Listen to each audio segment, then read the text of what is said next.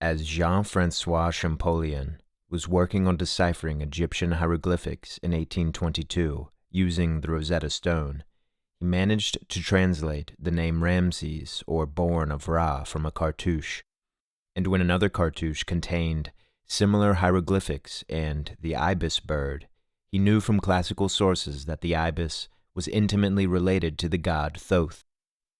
From this bit of information, with other insights, as found in Champollion's letter to Mr. Dossier, he was able to translate the name of Pharaoh Thutmose, or born of Thoth. When Champollion realized that the language contained both phonetic symbols and logograms, he was finally able to crack the key to deciphering Egyptian hieroglyphs. The perfect irony of deciphering a language with the help of the very symbol of the god credited with creating the language cannot be understated. Before at least one layer of hieroglyphs were deciphered in the 19th century, scholars often relied on the Greeks to learn about the mysteries of ancient Egypt. The Greeks respected Egypt for its high civilization and knew it as a nation more devoutly religious and perhaps more superstitious than any other. Pythagoras, Herodotus, Plato, Strabo, Plutarch, Thales, Solon, Diodorus, and many more ancient figures either traveled into Egypt to learn from their priests or demonstrated their interest in Egypt through gathering and writing down histories, myths, and legends. And if you were to travel to Egypt in the ancient world in search of wisdom, you would at some point confront the god of wisdom, the ibis-headed Thoth, god of scribes, the thinking heart of Ra and Ptah, and often the tongue of the sun god. Thoth was the inventor of letters and the founder of religious ceremonies and the operations of the priesthood. Known depictions of Thoth date back to the end of the 4th millennium BC, or the early dynastic period, and it is clear he was, like many Egyptian deities, worshipped continuously in various forms up into the Roman period, some 3,000 years later.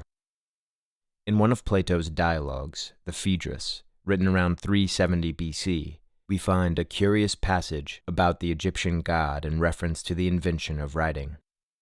In the discussion between Socrates and Phaedrus regarding the true and false art of speaking, Socrates mentions a tradition of the ancients, whereat the Egyptian city of Naucratis, which was established as a Greek trade colony in the 7th century BC, the famous old god Thoth approached the Egyptian god-king Thamus with one of his inventions. Of Thoth, Socrates says, "The bird which is called the ibis is sacred to him, and he was the inventor of many arts, such as arithmetic and calculation and geometry and astronomy and draughts and dice, but his great discovery was the use of letters." The god-king Thamus, or Amun, was at this time the king of all of Egypt and dwelt in the city of Thebes. Thoth approached him with his inventions, hoping that the Egyptians might be allowed to benefit from them. But when they came to letters, this, said Thoth, will make the Egyptians wiser and give them better memories. It is a specific both for the memory and for the wit. Thamus replied, "This discovery of yours will create forgetfulness in the learners' souls because they will not use their memories. They will trust to the external written characters and not remember of themselves. They will be the hearers of many things and will have learned nothing. They will appear to be omniscient and will generally know nothing. They will be tiresome company, having the show of wisdom without the reality." There is more to the context and reasons for Plato's inclusion of this particular perspective about writing, but it will suffice to say that Plato had Thamus critique Thoth's invention in a way that demonstrated the superiority of speech to writing, as speech is a much better medium for measuring the actual wisdom of the speaker than words are for the wisdom of the writer. Considering the Greek god Hermes and the Egyptian Thoth were already regarded as the same or strikingly similar gods by Plato's time, we wonder if Plato is making an overt distinction between the gods, pointing out that Hermes is more related to speech whereas Thoth is related to writing. And for all the airs Socrates puts on about writing eroding memory, it is Plato's writing which has allowed for so many memories to survive over the ages. But Thoth was the master of divine speech for the Egyptians, for more time than has even passed since Plato's birth to the present day. Thoth was worshipped by the Egyptians longer than Jesus has been known as the Christian prophet. Just who is this ancient and inventive god recalled by the Greeks as not only the founder of many noble arts and sciences, but also, as mentioned by Diodorus Siculus in the 1st century BC, the first to establish the sacred rites and sacrifices to the gods? Herodotus, too, in the 5th century BC, mentions the god in association with a religious festival, but out of respect for the Egyptians, avoids saying too much about him. For the ancient Egyptians, the world of the gods and that of men were coexistent in the harmony of the divine order of Maat. This order, however, is forever under threat from the forces of chaos, and it was by the active worship and paid honors to the gods that chaos could be averted. Since the oldest times, it was Thoth who prescribed the religious activities to the Egyptians, providing the rituals and cult practices that linked humans to various divinities. Thoth's festival was celebrated at the New Year in the first month of the season of inundation. Thoth was the lord of and the inventor of the Egyptian calendar. Since the very first appearance of Thoth in Egyptian history, he is the god of wisdom and of every refined knowledge, a kind of savant who is spoken of as if he did at one point physically and literally exist. At least by the New Kingdom we find mentions of a Book of Thoth, which provided its possessor with divine power. Thoth is the god who records the verdict at the judgment of the deceased. In fact, Thoth has taken on so many attributes and epithets that he turns into the representation of the universal mind, as if he should be called thought itself. And it is in keeping with Egyptian religious culture to recognize that if words sounded alike, and also meant something similar, there was some deeper mystery at hand. Considering Thoth was worshipped for so many centuries, and Egypt's famous 42 nomes or provinces often had entirely different theological hierarchies, the changes in his function should not come as a surprise. Egyptian theology was, after all, never so systematic that there was a successful period of dogmatism that could withstand all of the changes. Though local deities in the districts had some independence in early times, as the cultures between the provinces interacted and new political dynasties reigned, so too did theological hierarchies mix and match, substituting the supreme god and his deputies. Such changes and additions for Thoth are also considerable, but Thoth's position as one in possession of mysteries of divine wisdom remains firm. The Egyptian gods were rich in names, and the following are only a few among the many epithets of Thoth, which, if listed in completion, could cover about 20 pages. Thoth was called the chiefest of the gods, counter of stars, expert one, lord of all, lord of God's words, maker of everything, master of papyrus, Thoth the mysterious, Thoth the unknown, Thoth the wise. Thoth was not only the judge of the dead, but also the psychopomp, or the guide of souls in the afterlife, naming himself the opener of ways when he takes on the form of the jackal-headed god Wepwawet in the Book of the Dead. Thoth is portrayed in 4 ways: an ibis, or an ibis-headed man, a baboon, or a baboon-headed man. Some statues of Thoth were inlaid or gilded with silver, in a possible reference to Thoth as a lunar deity. There is no real consensus on the reasons for depicting Thoth by the ibis, but for the Greek authors, we are given a variety of potential reasons. Plutarch and Aelian argue for the ibis as a lunar symbol because of the shape of its beak, relative to its legs and colors, and because the ibis hatches its eggs at the rate of the waxing and waning of the moon. The ibis was regarded as cleanly, and if it drank from water, that water was deemed to be clean.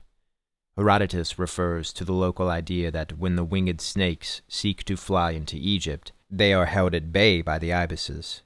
There is much more regarding his theriomorphic symbolism, and although most scholars still deem Thoth's association with the ibis as ultimately unknown, The priests of Thoth who compiled the fragmentary papyri of the Book of Thoth offer an explanation that may put the matter to rest. The ibis in this text is a representation of the writer, the scribe who fishes the celestial Nile for material. The ibis's fast snapping beak that catches the fish is like the writer's mind who has properly prepared himself to catch the literary or inspirational gifts from Sechet. One hymn to Thoth is found on the tomb of Kiruef, a high official under Amenhotep III and IV, in the 18th dynasty or around 1390 BC. This priceless hymn provides a primary look into the roles of Thoth, his mysterious powers and exact attributes, which make it clear why the Greeks regarded Thoth as their Hermes. The hymn contains, "Hail to you, moon Thoth, built in Hermopolis, dweller in Hesret, who makes way for the gods, who knows the secrets, who records their expression, who distinguishes one speech from another, who is judge of everyone, keen-faced in the ship of millions, courier of mankind, who knows a man by his utterance, who makes the deed rise against the doer, who contents Ra, advises the sole Lord, lets him know whatever happens. At dawn he summons in heaven, and forgets not yesterday's report." The Aeneid in the night bark worships Thoth. They say to him, "Hail, son of Ra, praised of Ra, whom the gods applaud." They repeat what your Ka wishes.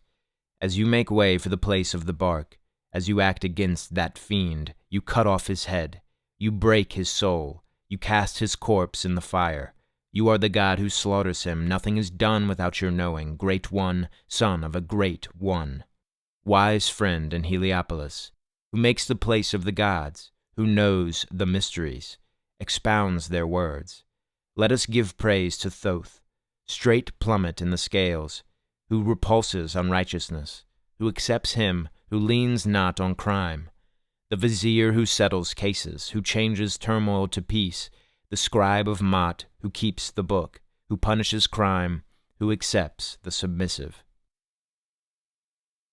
The hymn presents Thoth as an interpreter of speech, which is also the role of Hermes in Plato's Cratylus. Hermes is an interpreter and not only a herald of the gods.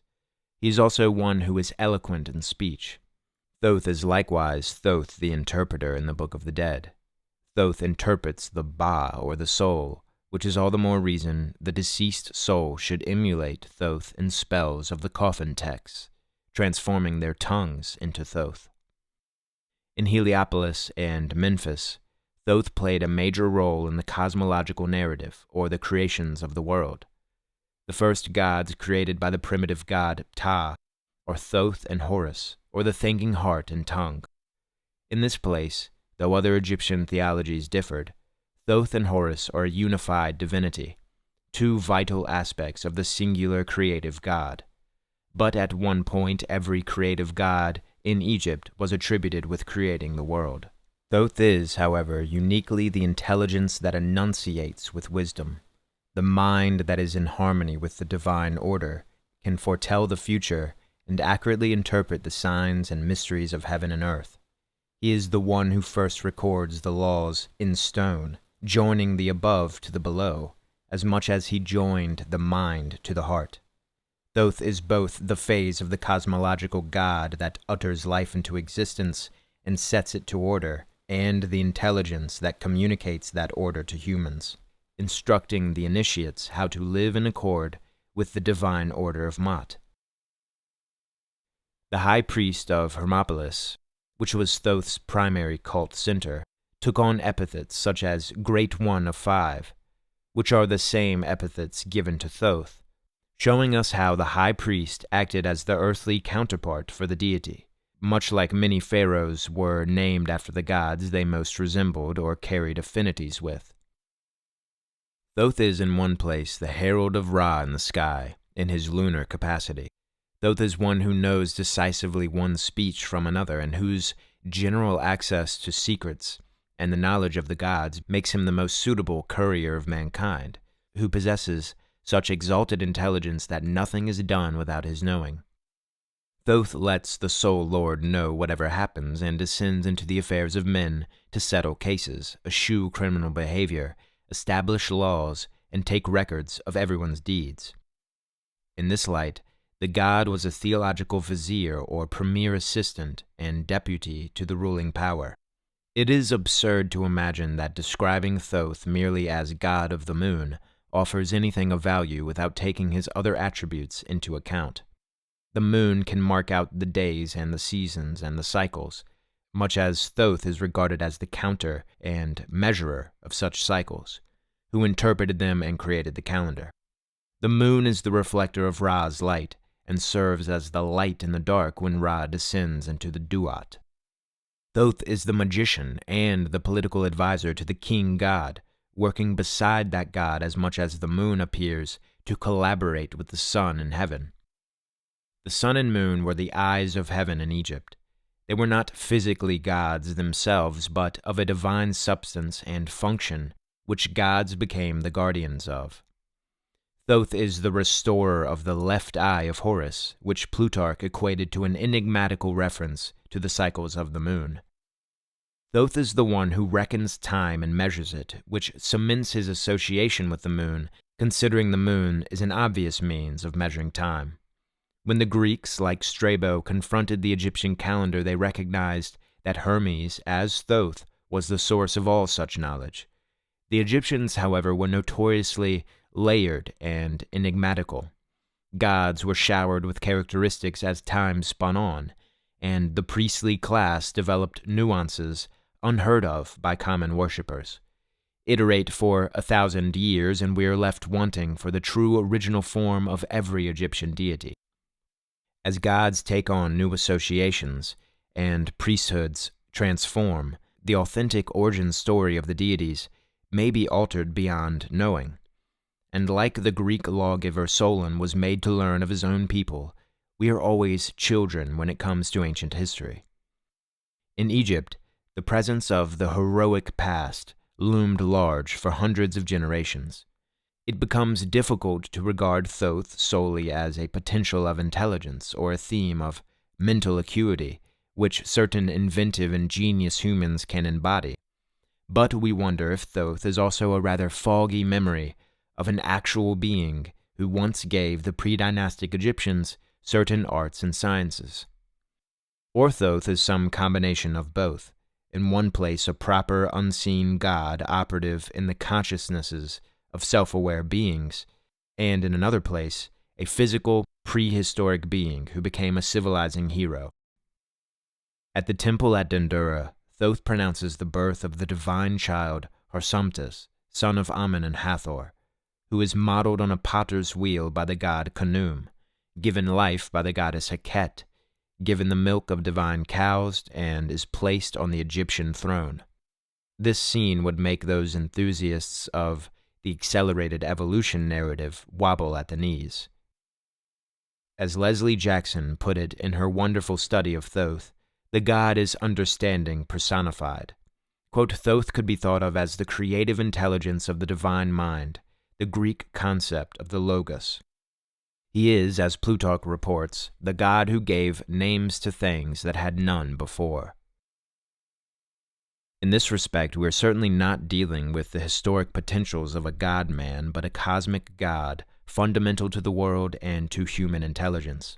Thoth, as one who presides with the moon, also gives him the trait of a watcher in the night, and one who sees crimes done in the night, who will always record the deeds, which will be counted at the time of judgment. This could just as well be an aspect of the individual's own consciousness that is already internally recording everything, in which case Thoth is the super-consciousness of every human being that remains dormant in some and is activated by others. One of Thoth's most famous roles is that of the scribe of the gods, and the god of all scribes, respectively. For in the myths, especially those of Osiris, Thoth is busying about writing letters on their behalf, as if some of the gods themselves were illiterate. The library chamber, or the chamber of the book, in the temple of Horus at Edfu, is dominated by Thoth, god of writing and wisdom, where cases of religious, astronomical, medical, and magical papyrus scrolls were housed, along with scrolls pertaining to the performance of rituals, ceremonies, and festivals.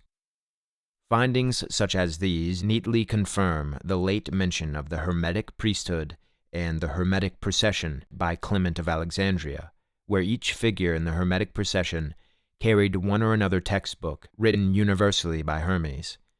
Clement also mentions that Hermes wrote 42 books, 42 being a number of completion, as it relates to the 42 nomes of Egypt and the 42 deities or assessors in the judgment hall, and the 42 negative confessions the soul must make before Thoth at judgment in order to pass. An inscription from the Ptolemaic period at the same temple of Horus at Edfu is a hymn to Thoth and reads, "Hail to thee, O Thoth, thou lord of Hermopolis, who has written the words of truth for Ra, whose stylus is the tongue of the gods, who knoweth the secrets of heaven and earth. Thou art the scribe of the divine book, who measureth the stars and the hours, who giveth order to the chaos of none, Lord of the sacred ibis, great in wisdom." 1,000 years earlier, from the 19th dynasty of the New Kingdom, we find the fascinating Prayer to Thoth for skill in writing, a prayer used by apprentice scribes to gain the god's favor. "Come to me, O Thoth, O noble ibis, O god who loves Kamenu, O scribe of the divine book, O lord of the stylus and palette, make my hand skilled in writing, let my fingers be swift with truth, guide my heart to the words of eternity, O Thoth who records the decrees of Ra." A prayer to Thoth from the same period, found in Papyrus Salier I, was likewise used by scribes covetous of Thoth's skill in writing. "O Thoth, thou moon of Ra, O noble ibis, lord of the palette, come to me, make my hand true, let my writing be clear as thy light. O Thoth, who teacheth the scribes, grant me skill in the words of the gods, that my name may endure like thine in the house of the eternal scroll." The hymn to Thoth from the Book of the Dead, spell 94, is also a prayer used by a scribe to gain proficiency in writing, and is connected with the scribe's judgment in the afterlife. "Hail Thoth, who made Osiris triumphant over his enemies. Make the Osiris name triumphant over his enemies in heaven and on earth.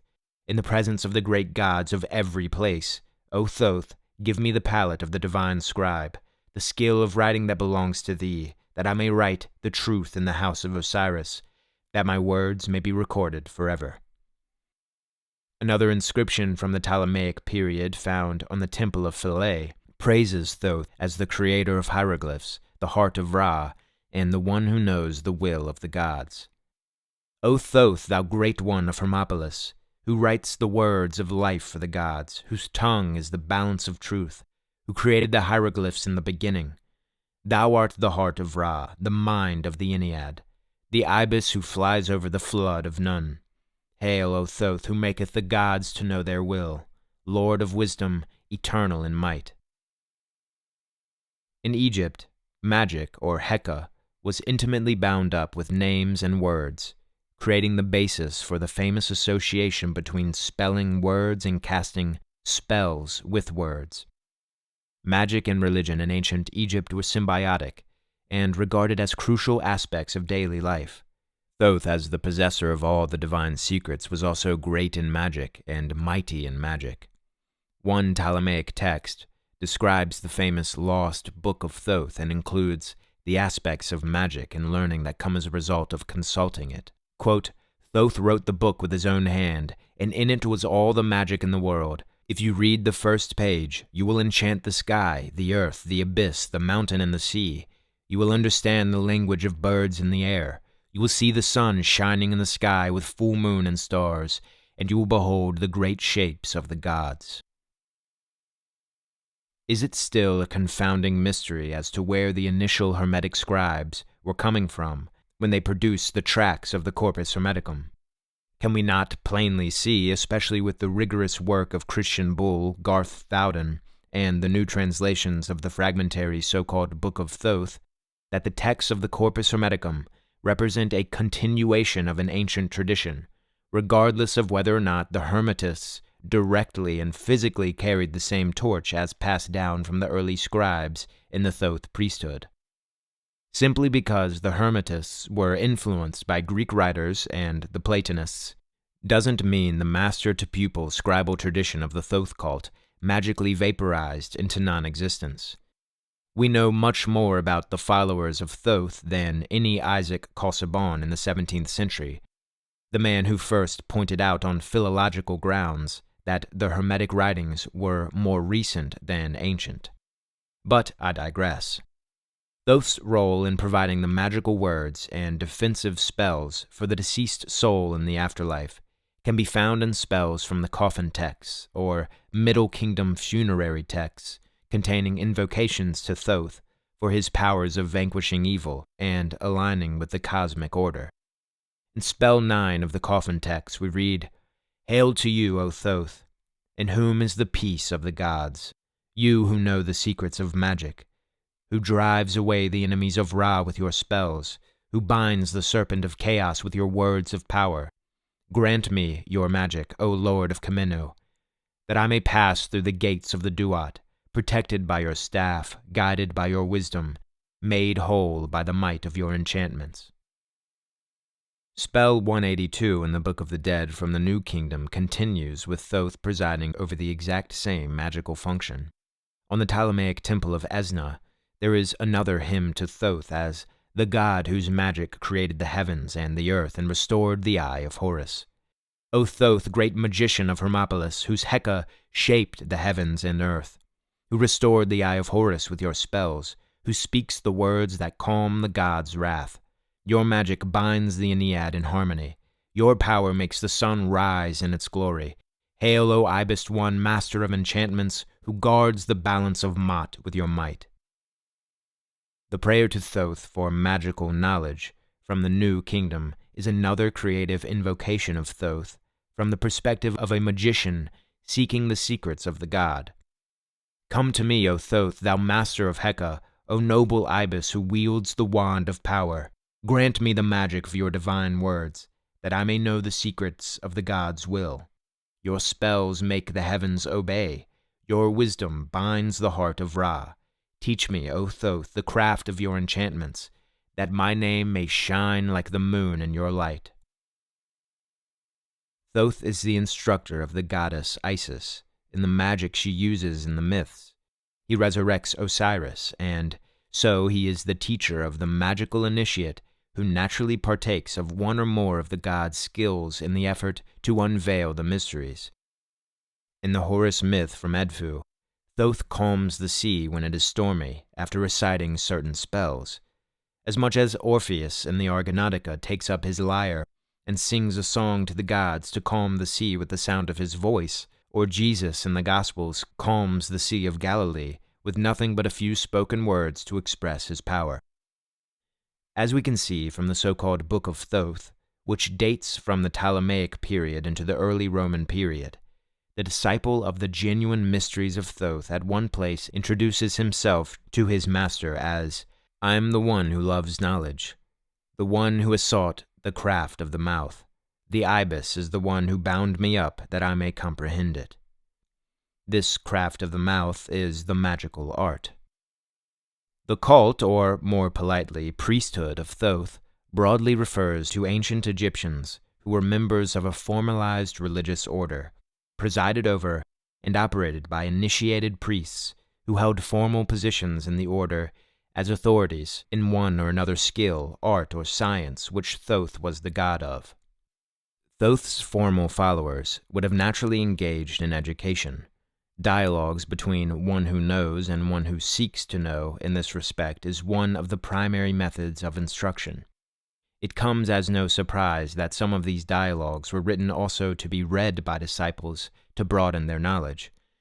If, for instance, we discovered a dialogue of a master and disciple in the Thoth priesthood which lined up in content to a text in the Hermetica, we could become more certain about the continuation of the scribal tradition from the Demotic Thoth cult to the Greek-speaking Hermetists.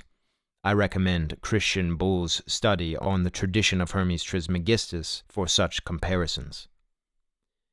The cult of Thoth is primarily found in the city of Hermopolis, located in the 15th nome of Upper Egypt, and named Hermopolis or the city of Hermes by the Greeks.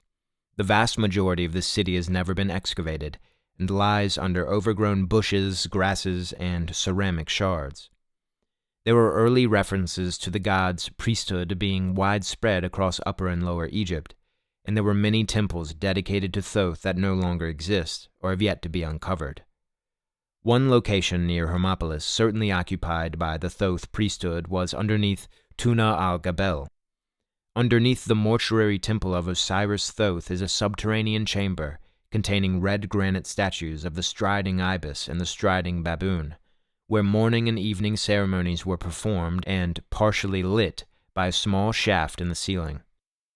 This is also the site of the tomb of Osiris, where we find perhaps the most important inscriptions related to the Thoth priesthood.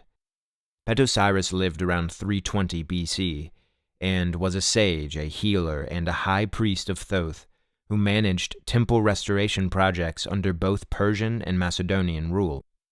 The inscriptions at he and his family's tomb offer key insights into the Thoth priesthood prior to the Ptolemaic period, which align quite well with passages in the Book of Thoth we will come to later.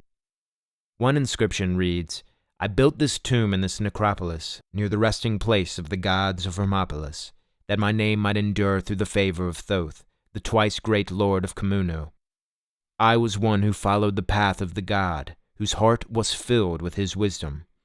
I acted justly in the sight of his spirit, and he gave me life and truth.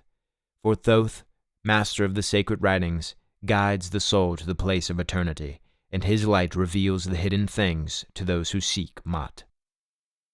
Another inscription reads, "O Thoth, lord of the sacred word, who reckons the stars and orders the duat, lead my soul through the caverns of eternity. By your writing, the gates of the sky are opened, and the hidden paths are made clear. Grant that I may rise in the presence of Osiris justified by your balance." And, quote, "Hail Thoth, who makes straight the path in the duat, whose reed pen inscribes the fate of the justified. In the halls of the two truths, I am led by your wisdom to the fields of Iaru. May my name endure in the house of Osiris as you guard the secrets of the eternal night." This opening of the gates of the sky and the leading through the paradise field of reeds should be kept in mind as we explore the Book of Thoth, where a new initiate into the priesthood traverses the underworld and encounters the spirits of the dead. In Thoth's terrestrial domains, the House of Life is a reference to the temple scriptoriums, or the religious and intellectual centers where the priests of Thoth gathered and saw to their duties. The House of Life also has a celestial counterpart, as much as Thoth and other gods have their terrestrial and celestial forms. The most preserved late Demotic dialogue between a Thoth master and disciple has been published in Conversations in the House of Life, a translation of a number of different papyri presented in the most accessible form. This so-called Book of Thoth has legitimized the argument for a proto-Hermetic scribal tradition, but is decidedly more Egyptian, with more theriomorphic symbolism and veiled references we do not possess the key to. It is structured in part as if it were a rehearsed catechism, similar to the Masonic catechism process. The disciple is also told, like the initiate of every mystery religion, quote, "Do not reveal that which you have heard." Thoth, or rather a Thoth-like initiate, is attributed as the divinized master in these dialogues, and we find the god referred to as the heart of Ra, who is the one who causes the knowledgeable ones to know. The text contains instructions of the youth who takes counsel with a son of Thoth, one who loves knowledge. The disciple, one who wishes to learn, is given the ritual of entering into the chamber of darkness. There are instructions of purification and cleanliness, and the disciple admits to his vices, presents himself as one who seeks to learn the magical art, and is told that the writings are difficult, but their sweetness is easy, presumably in reference to the prescribed ritual teachings. The master refers to making the images of the gods come to life, who provide the rites at the houses of the gods, and regards the sons of Thoth, or the ones of the house of life, as servants and shepherds of wisdom. In one moment, the disciple speaks of letting the eye, quote, behold the deceased spirits, and says, quote, I have entered the chamber of darkness at the mountain. I have gone out so as to circle the sky. Though it is uncertain what happens next due to the fragmented state of the text, the disciple is apparently in a spiritual plane, the underworld, confronting deceased spirits and using his tongue and the craft of the mouth for defense and offense. There is mention of the sons of Thoth being later exalted, and they become hearts of Ra, which cause them to know. The sons of Thoth regard the writings of the deceased as the living words of souls, and the disciple can contact the souls of the dead through their writings and become a part of the tradition. For those blessed with the skill in writing become the second body of the disembodied souls. They become prophets and overseers of learning, whose mouths reveal the teaching to new disciples who are in the dark. We have a scene of initiates bearing torches, and there is a warning for the ignorant or profane disciple, quote, as for the one whose heart is removed, let his lightness be removed. It, the search for knowledge, is heavier than the stone which is in Letopolis. Following this, we find clear moral instructions and advice for the disciple who journeys into the underworld and is told, let him grasp the oar of the rudder with his strong arm. Effective is the one who takes possession for himself of the storeroom of the deceased spirits. There are astronomical references to the strong ones who are on the roof, and to the Book of the Star. As we know, the followers of Thoth wrote astronomical texts and stored them in the houses of life. The disciple has an opportunity to master the eye, the ear, the heart, tongue, hand, and the sole of the foot, who can learn from a series of books, including the Book of Insight, Power, Interpretation, and the Book of Flood. The mother of writing is like an ocean which the disciple can drink from until the words are overflowing. And for the one who understands the difficult writings and hieroglyphic signs becomes, quote, an apprentice of the majesty of Thoth. Quote, let one say to me, the nurse who sustains language, that I may nurse from her breasts. The master assures the disciple that she will come if he comprehends her signs, and as soon as he is seeking her, she is seeking him. The disciple asks, what is writing? What are its places of storage? And he is told, writing is a sea, its reeds are a shore. Penetrate therein, little one. The disciple is told not to be weak and swim on until the Lord of the Sea of Writing permits his swimming.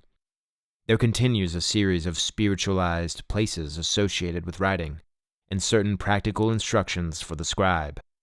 And the disciple overtly presents himself as a means for influencing certain prophets. Quote, let one command for me the word which give birth to prophets, that I may cause that they become pregnant in my flesh. The disciple seeks the well which unites him with the wise ones, so that he may drink its water, and the master says, write, O little one, take counsel with the wise man.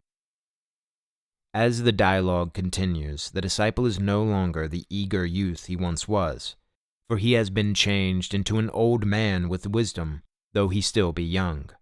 He has set off others older than himself with the magic of Thoth. The disciple becomes a teacher of many youths, sitting while they stand and acting as a monument of the teachings. We are reminded of the Poemandries, the first tract in the Corpus Hermeticum, where after the disciple's visionary out-of-body ascension, the great mind of Poemandries says, having learned all this, should you not become a guide to the worthy, so that through you the human race might be saved by God? The transformed disciple continues in reverie for Thoth, initiated as he has become into the sacred arts of the god, which have allowed him to see heaven. There follows an incomprehensible and fragmentary journey through the underworld, and a series of question and answers with the master.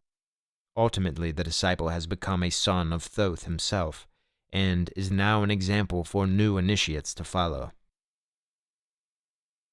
We conclude this study of Thoth's preeminent role in Egyptian religion with a relief from the Temple of Edfu, where Ptolemy X is making an offering to Thoth, Seshat, and 7 falcon-headed gods who personify the written word. This relief emphasized the technological power of writing and celebrates its creators as follows. Those mighty ones created writing in the beginning in order to establish heaven and earth in their moment, lords of the act of acting exactly, a mooring post for those who travel on mud, craftsmen of knowledge, leaders of teaching, a wonder of their excelling fingers, so that friends may communicate when the sea is between them, and one man can hear another without seeing him. And so we have read these words in our own tongue thousands of years later. Thank you for liking and subscribing. If you would like to support the channel, please find the links below in the description. All new patrons have access to a trove of rare PDFs, including an edition of my upcoming publication, The Universal Theology, a synthesis of ancient mysticism. Thank you.